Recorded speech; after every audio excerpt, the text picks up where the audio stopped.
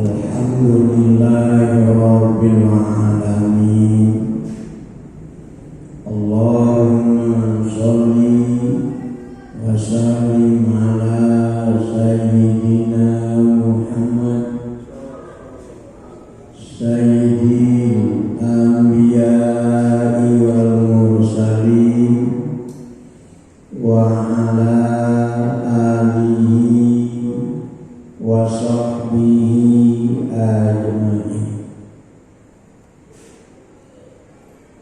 Qala al-mu'allifu rahimahullahu ta'ala wa nafa'ana bi'ulumi wa amadana bi'asrarihi amin ya rabbal alamin. Rabbi shrah li sadri wa yassir li amri wahlul 'uqdatam min lisani yafqahu qawli waj'alni waziran min ahli walhamdulillahi rabbil alamin. Pada bapak-bapak jamaah pengajian Masjid Damai Al-Hidayah, wabil khusus kepada ketua DKM Masjid Al-Hidayah yang sama-sama dimuliakan Allah yang saya muliakan. Alhamdulillah, pada malam ini kita semua diberikan nikmat sehat sehingga kita dapat bersama-sama kumpul di Masjid Damai ini dalam rangka melaksanakan kewajiban kita, yakni menuntut ilmu agama kita. Mudah-mudahan kita mengharap kepada Allah Subhanahu wa ta'ala dengan adanya kita melaksanakan ibadah ini, Allah menerima segala ibadah yang kita lakukan dan Allah memaafkan segala kesalahan-kesalahan kita. Amin ya rabbal alamin. Sholawat beserta salam mudah-mudahan Allah sampaikan kepada junjungan Nabi kita Muhammad sallallahu alaihi wasallam beserta keluarganya, sahabat-sahabatnya dan pengikut-pengikutnya, umumnya muslimin wal muslimat, khususnya kita yang hadir di tempat yang mulia ini. Sebelum kita meneruskan kepada pengajian ini, kita sama-sama membacakan Fatihah untuk Bapak Baswan bin Usuk, bahwa beliau ini dalam keadaan sedang sakit kaki. Mudah-mudahan Allah angkat penyakitnya dan Allah berikan kesabaran. Wa ala hadiniyah wa kulli niyatin sholihah wa ila hadratin Nabi Muhammad sallallahu alaihi wasallam, khususan ila hadrati Baswan bin Usuk. Allahumma shfi mardahu wa mardana wa ila hadratin Nabi. Al-Fatihah. A'udzu billahi minasy syaithanir rajim. Bismillahirrahmanirrahim. Alhamdulillahirabbil alamin. Ar-Rahmanir Rahim. Maliki yaumiddin. Iyyaka na'budu wa iyyaka nasta'in.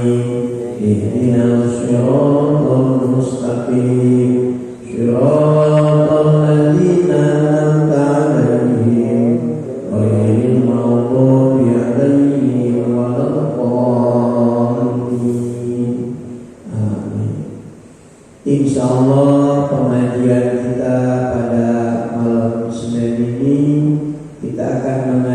hadis Rasulullah Shallallahu Alaihi Wasallam yang dimuat di dalam kitab Sunan Ibnu Majah.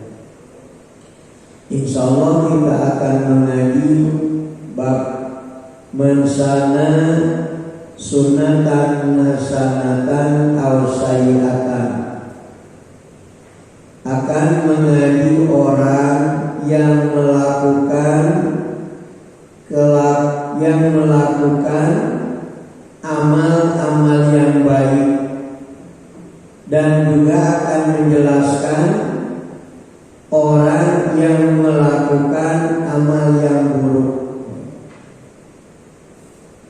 Sebagaimana hadis yang disampaikan oleh Muhammad bin Abdul Malik bin Abi Sawarid, hadatsana Abu Awanah, yang disampaikan oleh Abu Awanah, hadatsana Abdul Malik bin Umair, yang disampaikan oleh Abdul Malik bin Umair, an Mudir dari Mudir bin Jarir, an Abi Mudir bin Jarir dari bapaknya. Qala Rasulullah sallallahu alaihi wasallam, Rasul mengatakan, man sana sunatan hasanatan ba'umila biha kana lahu ajruha wa mislu ajri man amila biha la yanqusu min ujurihim syai'an. Nabi mengatakan, siapa orang sana sunatan hasanatan, yang melakukan, yang mengerjakan pekerjaan yang baik, orang yang mengamalkan amalan-amalan yang baik, fa'umila biha, lalu kebaikan tersebut dilakukan dengan orang lain, karena lahu ajruha, maka orang yang melakukan kebaikan tadi dia akan mendapatkan pahala kebaikan, dan wa mislu ajri man amila biha, wa mislu ajri man umila biha, juga mendapat pahala orang yang mengerjakan kebaikan. La yanqusu min ujurihim, tidak dikurangi dari pahala-pahala orang yang melakukan kebaikan syai'an, sedikit pun. Maksud di sini, kalau kita melakukan kebaikan, lalu kebaikan ini dilakukan lagi dengan orang lain, orang lain ini melakukan kebaikan karena melihat kita melakukan kebaikan tersebut. Contoh misalnya, kita melaksanakan sholat, akhir kemudian istri kita yang tadinya kagak sholat, dia melakukan sholat. Kenapa istri kita ini melakukan sholat? Karena melihat kita sebagai suaminya melakukan sholat. Nah, kita dapat pahala sholat yang kita kerjakan, juga kita dapat pahala sholat yang dikerjakan oleh istri kita. Tuh, ya. Makanya kalau kita mengajarkan kebaikan itu, terus misalnya nih, saya melakukan kebaikan yang saya lakukan ini dilakukan oleh Ustaz Daya. Beliau melakukan kebaikan ini karena nyontoh saya. Nah, saya jelas dapat pahala kebaikan yang saya lakukan. Bahkan yang dilakukan oleh Ustaz Daya, saya dapat pahala tuh. Lalu ada lagi orang nyontoh apa yang dilakukan oleh Ustaz Daya, dia lakukan juga nih, ada orang. Nah, ini Ustaz Daya dapat pahala yang tadi oleh apa kebaikan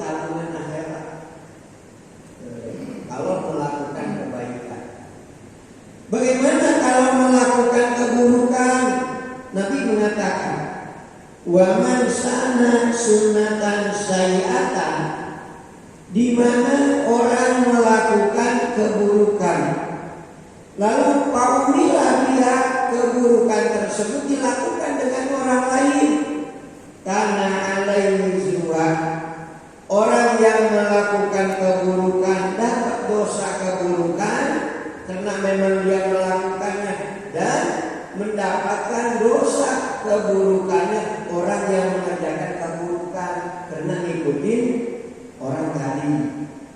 Kita melakukan keburukan, ayo kemudian keburukan yang dilakukan oleh kita ada yang melihat, ada yang melihatnya, lalu yang melihatnya ngikutin yang dilakukan oleh kita itu. Karena memang kita melakukan keburukan, jelas kita punya dosanya. Dan bukan dosa itu aja yang kita terima ini, dosa orang yang tadi juga kita dapat.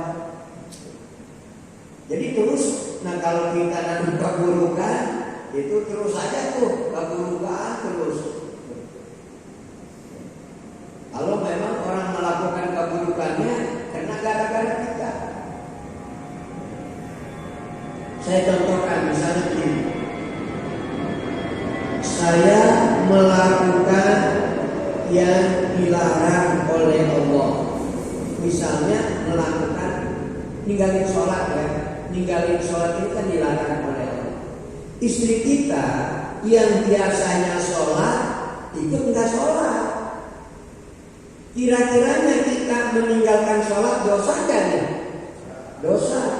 Karena itu perintah Allah, ditinggalkan oleh kita dosa. Lalu istri kita, kok kenapa nggak sholat? Saya ngikutin sebab abang kagak sholat, saya kagak sholat lagi. Nah, istri kita kagak sholat jelas dapat dosa. Nah, kita dapat dosa, dosanya yang dilakukan oleh istri kita itu. Jadi berarti kita double. Kita udah punya dosa karena meninggalkan sholat, ditinggalkan oleh kita, lalu sholat yang ditinggalkan oleh istri kita, kita dapat juga tuh dosanya. Lalu anak kita lagi, karena anak kita ini ngelihat kita kagak sholat, yang tadinya anak kita sholat, jadi kagak sholat. Nah lihat karena ibunya kagak sholat, kenapa kamu nggak sholat? Saya ikutin ibu karena ibu kagak sholat. Iya ibu juga sama makanya nggak sholat, ikutin bapak kamu. Nah ini kita yang jadi bapak, double dan ketiga berarti udah dosa kita, dosa istri kita, dosa anak kita. Ada lagi tetangga yang biasanya rajin, kenapa kemarin kagak sholat? Oh no, Pak Ustadz Dayatnya nggak sholat, jadi saya ikutin dia lagi nggak sholat. Udah lagi Pak Dayat, dapat dosa orang itu juga tuh. Jadi terus kalau kita menanam keburukan, selagi orang itu nyontok keburukan yang kita lakukan, kita dapat terus. Makanya berarti kita harus mencontohkan kebaikan, jangan menyontohkan keburukan. Dan yang paling berat kita nih yang jadi bapak-bapak, suami kagak sholat, itu istri kita ada dosa. Nah ini maksudnya nggak tanggung dosa kita. Kita yang jadi suami, istri kagak sholat, itu dosa istri kita ditanggung sama kita. Anak nggak sholat, kita juga yang tanggung. Ini berat jadi bapak-bapak itu. Kita tidak memberikan apakah kepada istri kita dosa. Istri kita nggak ngasih nafkah sama suaminya, nggak apa-apa. Kenapa? Karena suami wajib memberikan nafkah, istri tidak wajib. Cuma dia kalau mau ngasih itu dianggap sedekah. Istri gimana? Nah ini, jadi kalau dosa, istri melakukan maksiat, melakukan dosa, anak melakukan dosa. Nah kalau memang bapaknya, suaminya ini tidak melarang, jelas dapat. Atau suaminya melakukan dosa, istrinya ngikutin, dapat juga tuh. Anaknya ngikutin, dapat juga. Maka kasihan tuh yang suka suaminya ngajak istrinya maksiat.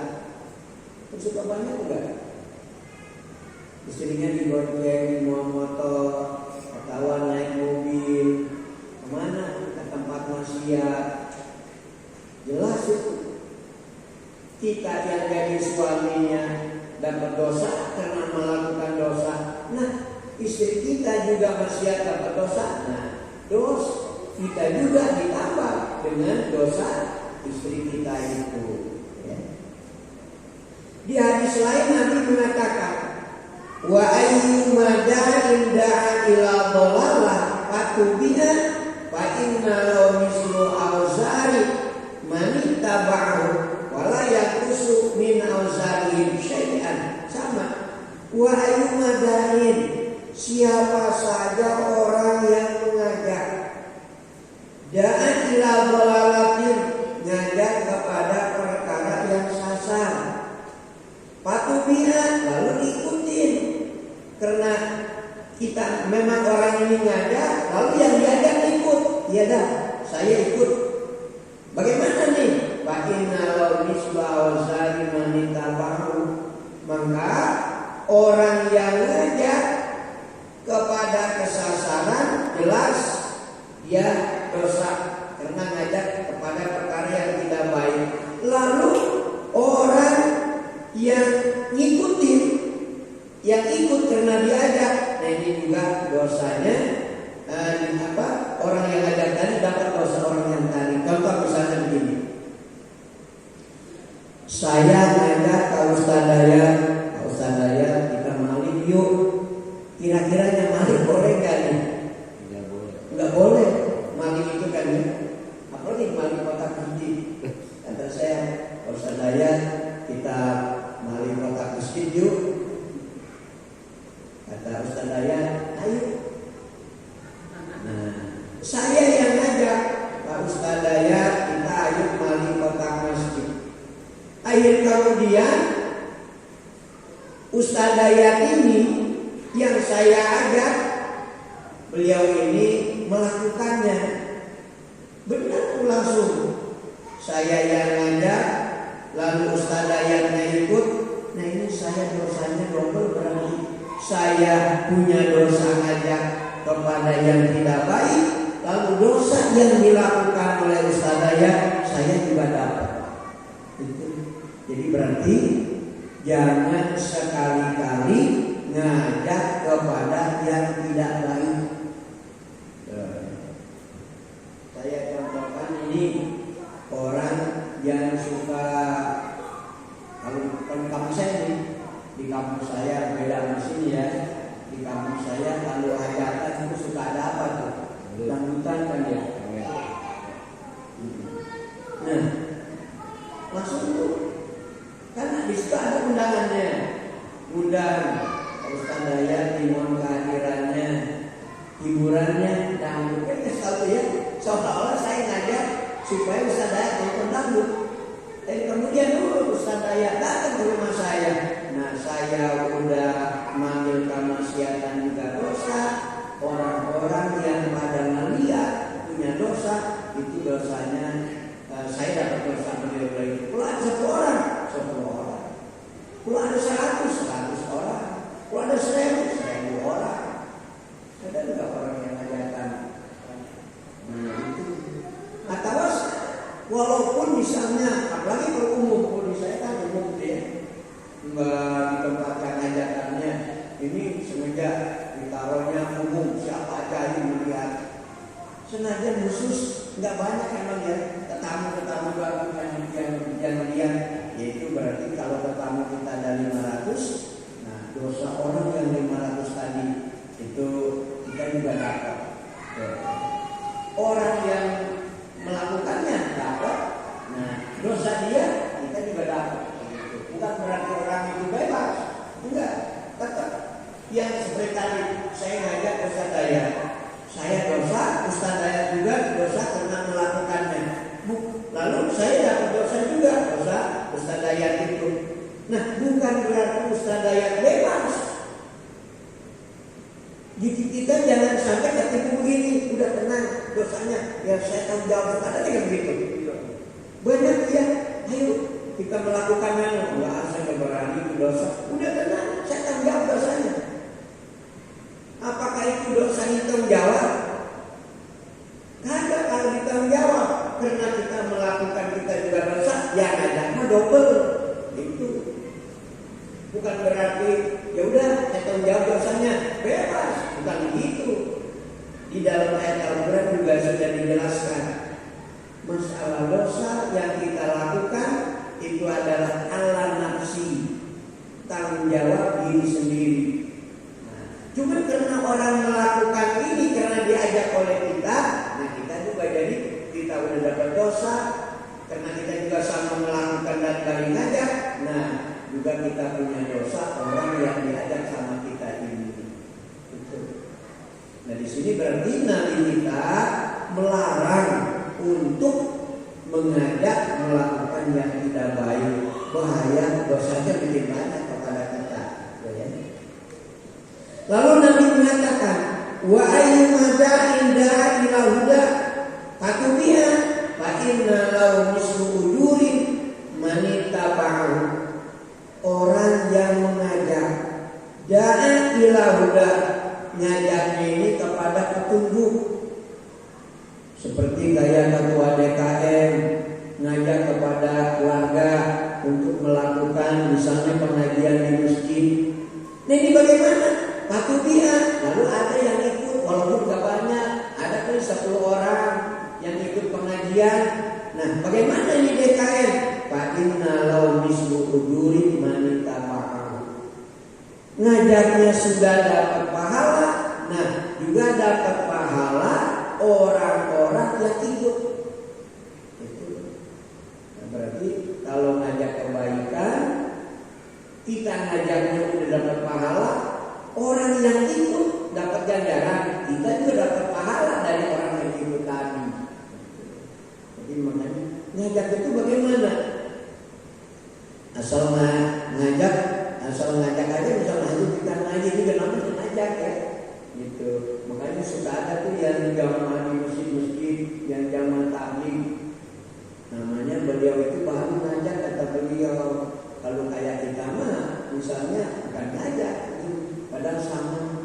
Itu juga ngajak-ngajak juga. Ya, kalau kayak kita misalnya, atau yang ada itu, Allahu Akbar, Allahu Akbar. Itu orang yang ada ngajak apa coba? Ngajak sholat.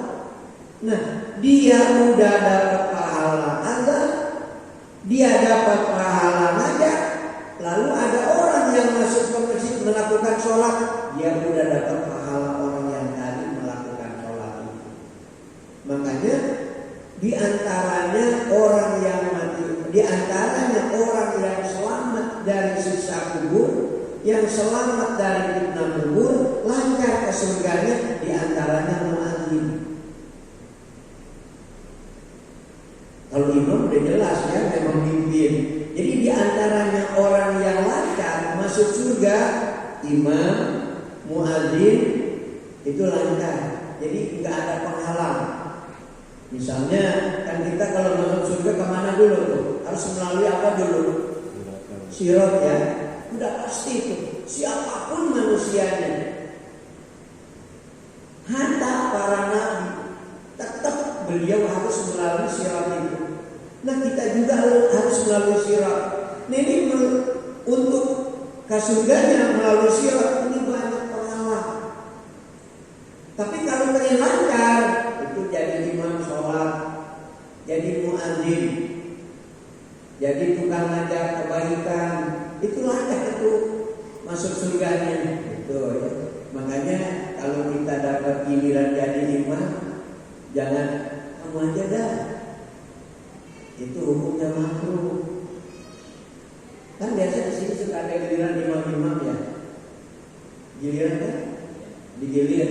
Misalnya sholat subuh gilirannya Ustaz Dayat atau Ustaz Dayat, ini sih sebetulnya giliran saya, udah kamu aja jadi imam.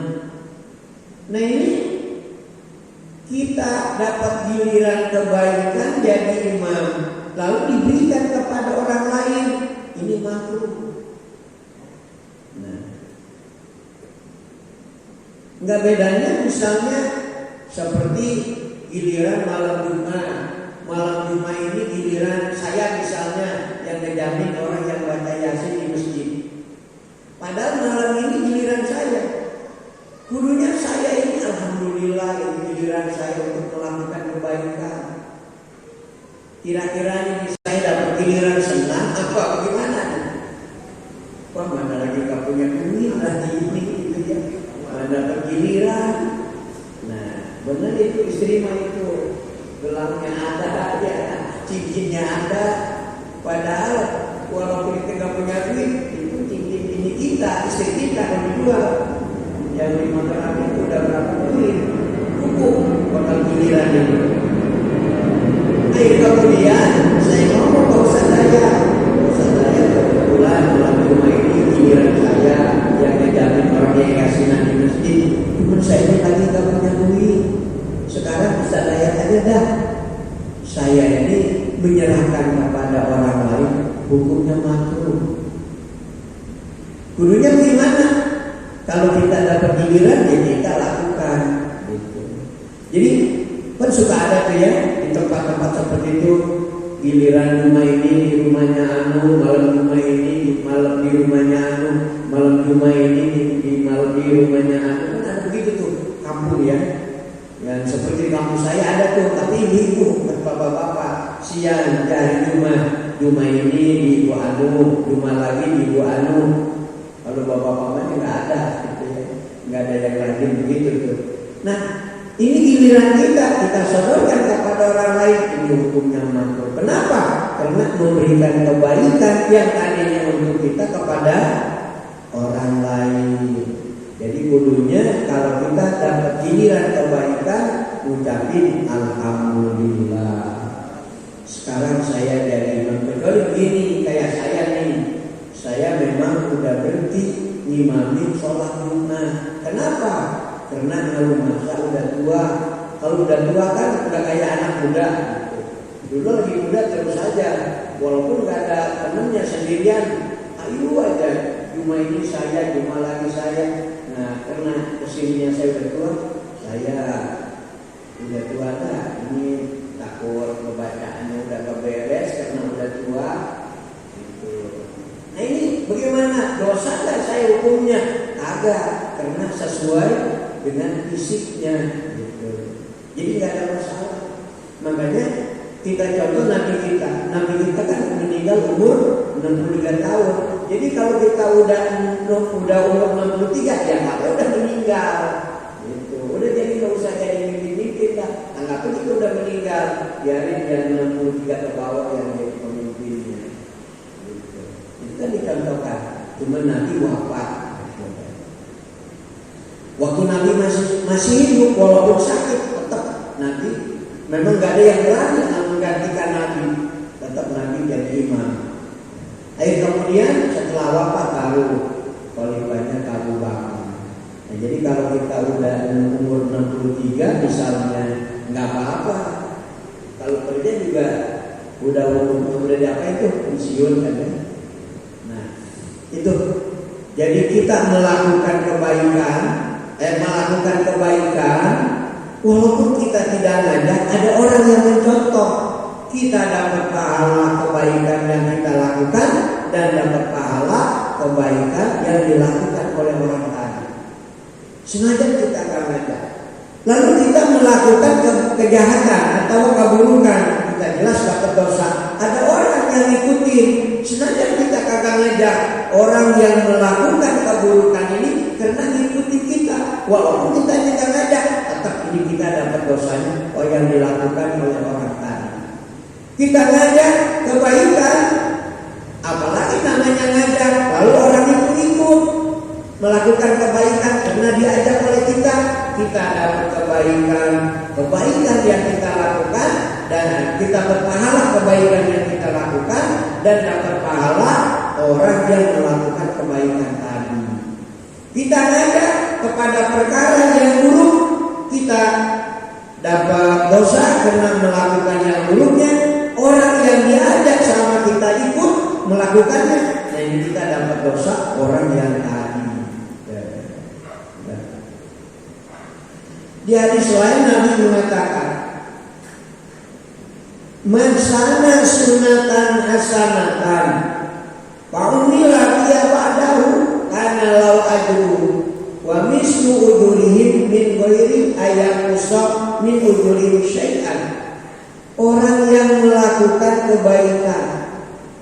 Nah, setelah kita wafat nih, setelah kita wafat, ada orang yang melakukan kebaikan yang dilakukan oleh kita.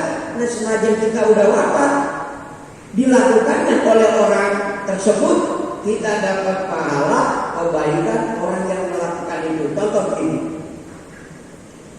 kita melakukan kebaikan, terus kita meninggal nih, ba'dahu, kita meninggal. Akhir kemudian ada orang yang melakukan kebaikan. Kenapa kamu melakukan ini? Saya ingat Bapak Anu bahwa beliau waktu hidup melakukan ini, maka saya melakukan ini. Nah, kita ini dapat pahala kebaikan orang yang melakukan tadi. Ya, walaupun kita ini sudah meninggal dunia, orang ini melakukannya setelah kita meninggal dunia. Orang ini melakukannya karena mengikuti kita waktu kita hidup melakukan itu. Contoh misalnya, Ustaz Daya suka memberikan sedekah kalau di acara maulid. Kesininya Ustaz Daya meninggal dunia. Meninggal dunia kan udah jelas nggak suka sedekah maulid karena udah meninggal. Tapi tetangganya yang biasanya maulid nggak suka sedekah ini, sekarang dia ngebantu. Kok senarian ini dulu kamu ini nggak suka ikut-ikutan ngebantu acara maulid. Iya, saya ingat Ustaz Daya. Ustaz Daya dulu waktu masih hidup benar ini rajin kalau ada maulid, selalu ngebantu maulid. Maka sekarang saya ingat beliau, jadi saya sekarang ikutan ngebantu maulid. Nah, ini Ustaz Daya yang sudah meninggal tadi mendapatkan pahala kebaikan orang yang melakukan tadi. Itu makanya kita harus jadi contoh orang yang baik. Jadi senajan sudah meninggal, anggap itu sedekah jariyah. Enggak bedanya orang yang ngajar ngaji. Misal kayak saya nih, saya mengajarkan di sini. Ini bukan mengajarkan dia, saya ini begitu kita ngobrol aja. Misalnya, saya kesantri saya contohin, saya ngajarin ngaji ke santri, ngajarin Bismillah.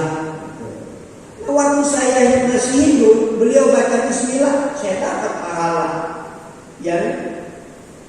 yang didapatkan oleh santri saya tadi. Begitu saya sudah meninggal dunia, dia baca Bismillahirrahmanirrahim, saya dapat pahala juga. Nah, bedanya begitu.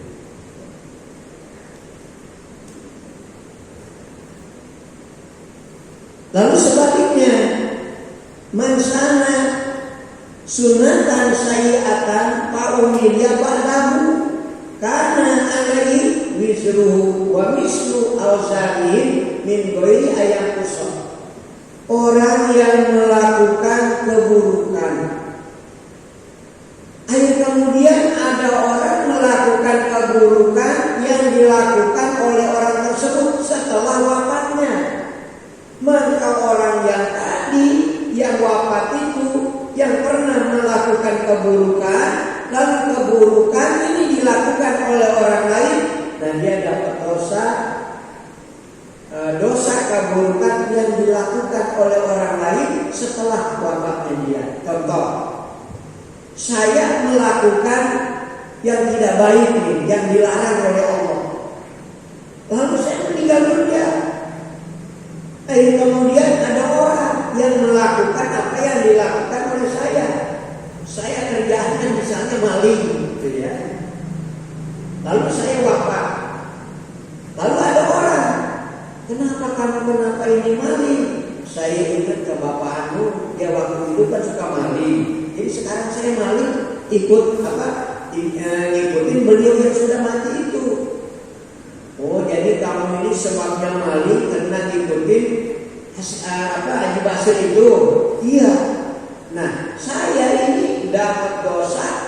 dosa orang yang melakukannya. Jadi kalau kita mencontohkan yang tidak baik, lalu yang tidak baik ini dilakukan oleh orang lain, maka kita dapat dosa amal buruk orang lain yang dilakukan oleh orang lain karena gara-gara kita. Maka berarti saya simpulkan, supaya kita jangan dapat dosa dari pekerjaannya orang lain, jangan mencontohkan yang tidak baik. Supaya kita mendapatkan pahala yang dilakukan oleh orang lain, maka kita harus mencontohkan kebaikan kepada orang lain. Mungkin ini yang saya bisa sampaikan. Mudah-mudahan ada manfaatnya. Amin ya rabbal alamin. Mohon atas uraian materinya pada malam hari ini. Jemaah, ada yang mau ditanyakan seputar topik ataupun di luar topik, monggo digeser untuk mic-nya. Silahkan bertanya.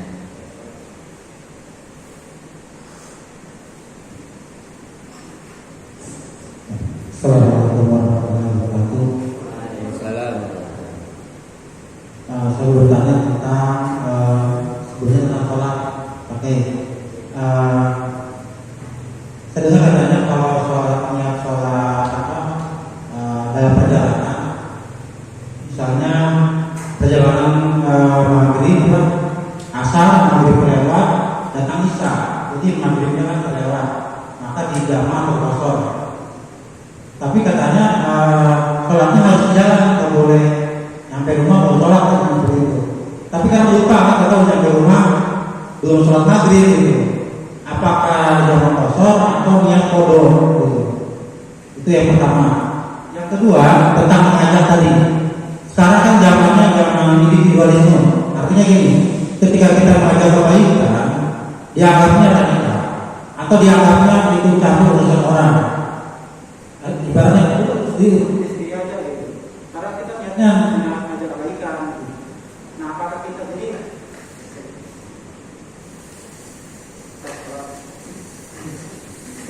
jadi ketika kita mengajak kebaikan, dia takut gitu. Wah, ntar kita dianggapnya ini. Jadi akhirnya kita berapa pahala kan?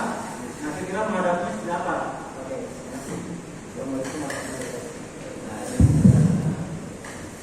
Yang pertama, boleh kagak menjamak sholat yang ditinggalkan? Kalau seandainya kita meninggalkan sholatnya ini waktu musafir ya, contoh saya berangkat dari Tangerang ini ke daerah Pandeglang, ini kan ada 90 kilo ya. Nah, di mana kita perjalanan ada 90 kilo, maka sholat ini boleh diqasar, boleh dijamak. Waktu saya berangkat ke Pandeglang, ada sholat yang ditinggalkan oleh saya, misalnya asar tadi contoh. Bolehkah ini nanti diqasar?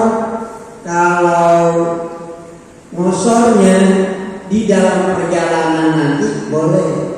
Kebetulan dapat 2 hari, saya berangkat lagi nih. Misalnya kemana? Ke Cirebon dah ya. Cirebon kan ada 90 kilo.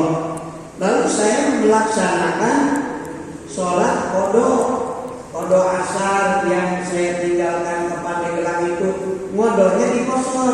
Boleh enggak? Boleh. Asalkan memang ditinggalinya waktu kita musafir, diqadhoinya lagi musafir. Ini qadhoinya diqasar boleh. Tapi kalau qadhoinya di rumah, diqasar nggak boleh karena lagi ada di rumah. Kan kalau kita udah sampai ke tempat itu sholat udah nggak boleh diqasar. Maksudnya dibuka. Tapi qadhoinya boleh. Boleh. Kalau diqadhokan boleh lagi wajib. Jadi kalau kita meninggalkan sholat berdasarkan mazhab kita Imam Syafi'i itu wajib. Kalau ninggalinnya sengaja itu itu wajib diburu-buru. Sebelum kita melaksanakan sholat hadiroh, qodok dulu. Misalnya qodoknya isya nih, sebelum melaksanakan fardu isya, qodok asar dulu tadi. Yang kedua, bagaimana kita mau ngajak kebaikan karena kita takut dia anggap aneh gitu ya misalnya, atau malu lah kita masa bener kamu ini bukan kiai bukan ulama kok ngajak-ngajak kebaikan. Nah ini akhir kemudian kita akan ngajak kebaikan, berarti kita kagoda masyarakat. Kata setan udah jangan ngajak-ngajak kebaikan, kamu ini bukan ulama. Yang ngajak kebaikan itu bebas siapa saja, mau ulama mau bukan, di mana dia ngajak kebaikan dia dapat kebaikan. Ada kesempatan untuk ngajak kebaikan, walaupun kita bukan seorang ustaz, ajaklah kebaikan. Jadi untuk mengajak kebaikan bukan persyaratan untuk jadi ustaz saja. Jadi kalau seandainya kita ada kesempatan untuk ngajak kebaikan, langgaran masa bodoh, namanya kita sudah kagoda. Jadi nggak usah mikirin kesana kesini. Kalau nanti kebaikan ini kita ajak. Kayak seperti di sini misalnya kita kalau maulid itu kebaikan bukan? Kebaikan itu bukan ajak aja sama yang membantu maulid. Itu bagus. Ada saudara muslimin, muslimat, kalau saya ada acara maulid, ngajian maulid, ngajian itu namanya ngajak. Bagus nggak? Bagus. Jangan pikir begini, ngajak manusia sedikit kita ngajak orang banyak. Jangan mikirin jamuan. Jadi kalau ngajak kebaikan itu udah ya ngajak.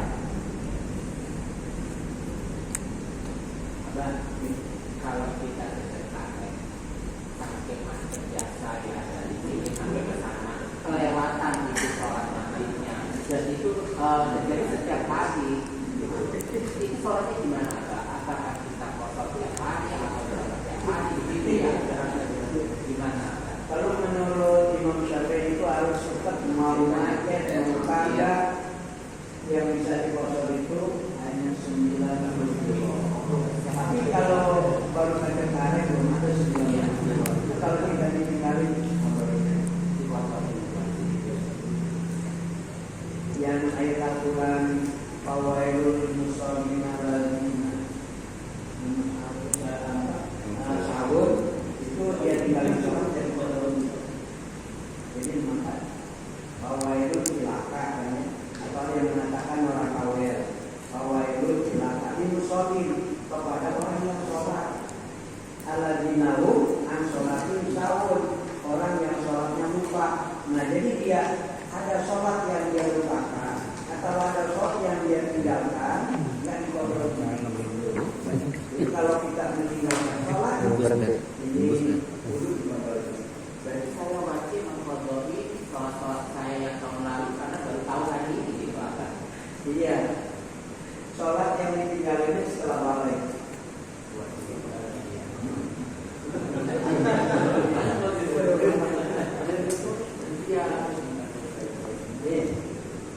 Baik, ada lagi yang mau ditanyakan tentang topik, silakan Pak Muhsin bin Editor. Jadi kita wajib kodok ya Abah dari zaman-zaman bahula sampai sekarang seingatnya ya tetap disambungin. Maka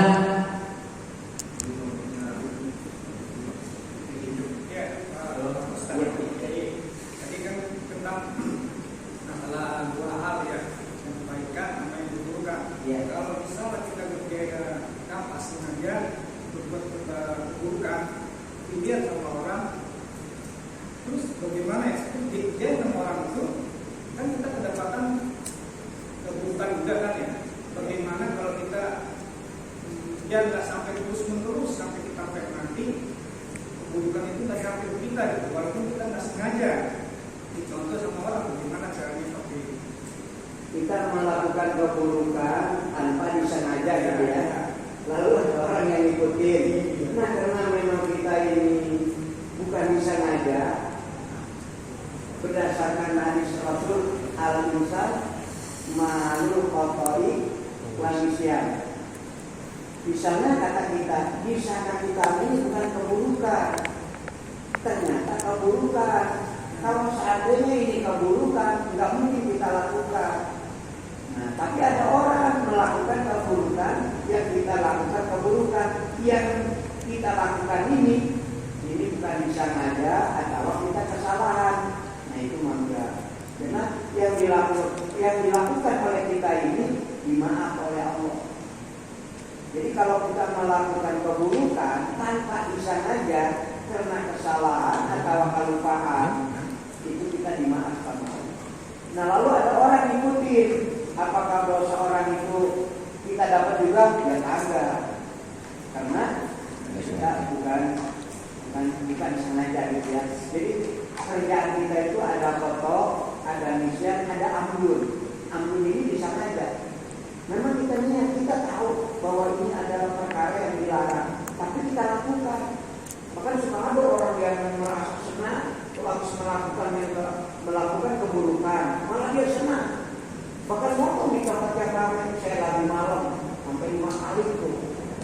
Padahal itu keburukan, merasa senang. Nah, yang kayak begini, Allah juga memuji, tapi dia membayarkan. Ini yang terbaik. Jadi kalau kita melakukan keburukan karena kesalahan, karena kelupaan, bukan sengaja, dimaafkan oleh Allah. Cukup jelas ya? Oh, satu lagi pertanyaan terakhir. Selamat. Baik. Mau pencerahan mengenai fidyah untuk orang meninggal. Nah, ya. Ini ada mazhab Imam Syafi'i ya. Kalau Imam Hanafi, man mata ali sholatun lam tuqda walam tufat. Ini menurut Imam Hanafi. Kata Imam Hanafi, kalau ada orang yang meninggal dunia, dia punya utang sholat, sudah nggak usah dikodoi, nggak usah dibiarkan. Lalu kita kembali kepada Imam Syafi'i. Kata Imam Syafi'i begini, man mata alaihi sholat tuqda al tufat. Kalau seandainya ada orang yang meninggal dunia, dia punya utang sholat, nah ini kodoi atau fidyah. Nah masalah kodok dan fidyah ada yang hukumnya wajib, ada yang kagak. Mana yang wajib? Kalau mayitnya meninggalkan harta benda. Contoh misalnya, saya punya orang tua saya ini kaya, duitnya banyak. Lalu dia waktu hidup meninggalkan sholat, ada pun 1 tahun misalnya. Karena ini orang tua saya meninggalkan harta benda, maka saya sebagai ahli warisnya wajib ngodoi sholat atau fidyah. Kalau nggak mau ngodoi fidyah, kenapa? Karena kalau punya utang sholat nggak dibayar, menurut Imam Syafi'i ini harta benda nggak bisa diwaris sama saya. Jadi kita bayar dulu itu orang tua kita yang punya utang kepada Allah, kita bayar dulu utang kepada Allah. Yang punya utang sama sesama manusia, kita bayar dulu. Bagaimana kalau meninggalkan sholat tapi nggak punya harta benda? Terserah ahli waris. Mau dikodoi silakan, mau difidyahkan silakan. Dari mana fidyahnya? Nah dari ahli warisnya sendiri. Karena memang ini nggak punya harta benda. Jadi fidyahnya ini dari harta benda yang ditinggalkan oleh mayit. Sekarang fidyah bagaimana? Orang dunianya juga kagak ada. Dia punya utang sholat, cuman ini yang pakai bayarnya nggak ada. Bagaimana ini ahli waris? Mau dibayar silakan dari harta bandanya ahli waris, bukan dari harta benda mayit. Sebab mayitnya juga nggak punya emas. Mau dikodoi silakan, mau kagak juga silakan. Jadi kalau seandainya caranya bagaimana fidyahnya? Tadi kan fidyahnya ya. Yang fidyah itu mal yang sah dipakai zakat. Jadi mal yang suka dipakai kekuatan.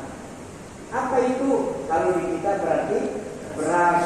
Siapa mustahiknya? Hanya 2, fakir dan miskin. Beda mendapat, mendapat 8. Nah jadi kalau kita bayar fidyah itu perlu kepada orang fakir dan miskin. Orang fakir miskinnya ini juga jangan dan pasek.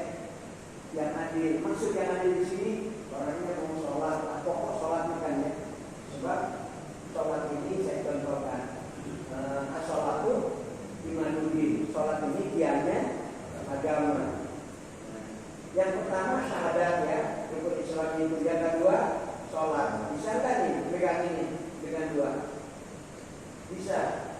Terus zakat, puasa, haji. Jadi kalau kita udah komplit nih, syahadah, sholat juga orangnya, wajib zakat dia selalu ngeluarin zakat, Ramadan dia puasa, juga dia udah umroh dan haji. Nah dia seperti ini, kencang di agamanya.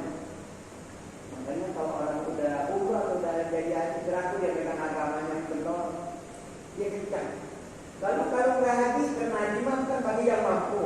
Saya nggak mampu, berarti dia nggak haji. Masih kuat nggak? Masih kuat. Lalu yang wajib zakat itu siapa? Orang yang punya ya, dia bedakan. Jadi masih kuat juga nih pegangannya. Lalu orang yang wajib puasa juga yang udah yang masih kuat puasa. Bagaimana kalau dia nggak kuat puasa atau udah pikun? Nah ini dia nggak perlu puasa. Syahadat sama sholat masih bisa dipegang. Pas nggak sholat, bisa nggak? Satu doang syahadat. Jatuh. Makanya kalau orang nggak sholat kita khawatir meninggalnya kalau iman. Jadi agamanya jatuh. Coba dah. Syahadat sama sholat bisa tidak ya? Makanya sholat ini jangan sampai kita tinggalkan. Kita khawatir kalau orang yang karena sholat meninggalnya, nah agamanya dijaga. Itu. Kalau mau dipikiran ukurannya berapa? Nah ukuran itu 6 mud, 1 mud 6 on, 1 waktu 6 on. Kepada fakir miskin dan yang fakir miskinnya nggak boleh kepada ahli waris.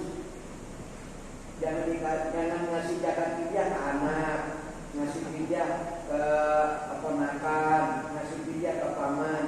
Jangan jadi pun ke orang lain lah kalau pinjam. Beda zakat mau boleh. Asalkan kita punya anak nih, anak kita miskin, boleh tuh. Atau istri wajib zakat, boleh ini istri ngasih zakat ke suaminya. Bahkan walaupun itu zakat untuk menafkahi istrinya. Tapi kalau fidyah enggak.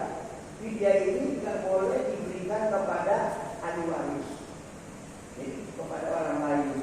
Nah yang pertanyaannya, makanya saya juga suka bingung. Kalau nyalatin itu yang dikasih fidyah kan yang nyalatin. Kira-kiranya itu orang yang nyalatin, apalagi nyalatinnya bawa mobil. Itu orang fakir, orang miskin tuh. Berarti satu fidyahnya. Enggak satu fidyah. 6 on itu 1 kali waktu sholat. Iya, 1 kali sholat 1 on. 1 mud. 1 on itu 6 on. Iya, 1 waktu sholat. iya. Berarti 5 kali waktu sholat 30. Iya, kalau seandainya dia ada 1 hari ada tuh sakit gitu ya. Sakitnya nggak sholat 1 hari sakitnya. Itu berarti dari 5 waktu. Kalau sakitnya misalnya ada 10 hari nggak sholat, berarti itu 10 kali 5. Kalau 30 on berarti 3 kilo. Iya, kalau 10 on 1 kilo. 5 waktu. Ya, kali 5 tahun.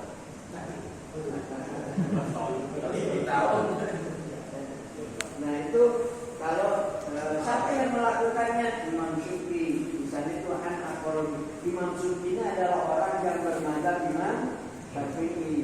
Nah maka kita kalau mau melakukan fidyah kita taklid kepada Imam Syufi.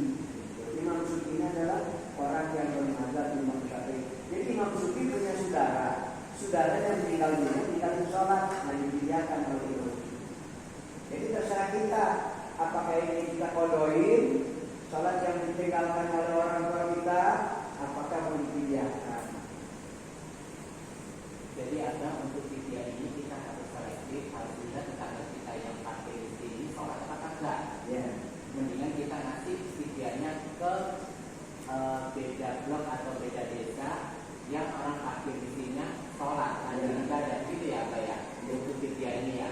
Jadi tidak sembarangan orang miskin fakir ya yang dikasih ya. Ya. Sudah cukup? Kita tutup dengan doa bersama. Bismillahirrahmanirrahim. Amin amin. Alhamdulillahirabbil alamin.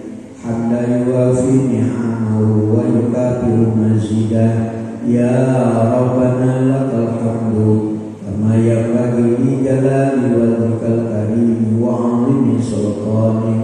Allahumma sholli wa sallim ala sayyidina Muhammad wa ala ali sayyidina Muhammad salatan tunjina biha min jamil ahwali wal afat wa taqdi lana biha jami'al hajat wa tuqayyuna biha min jami'is sayyi'at wa tarfa'una biha indaka a'la darajat wa tuballighuna biha aqsal ghayat min jamil khairati fil hayati wa ba'dal mamat wa ala alihi wa sahbihi bihadani ma fi'li. Allahumma ighfir lana wa liwalidayna warhamhuma kama rabbayana shaghira. Rabbana hab lana min azwajina wa dhurriyyatina qurrata a'yun waj'alna lil muttaqina imama. Rabbana atina fid dunya hasanah wa fil akhirati hasanah wa qina adzabannar. Sallallahu ala sayyidina Muhammadin wa ala alihi wa sahbihi wa sallam. Bifadli subhana rabbika rabbil izzati amma yasifun wa salamun alal mursalin walhamdulillahi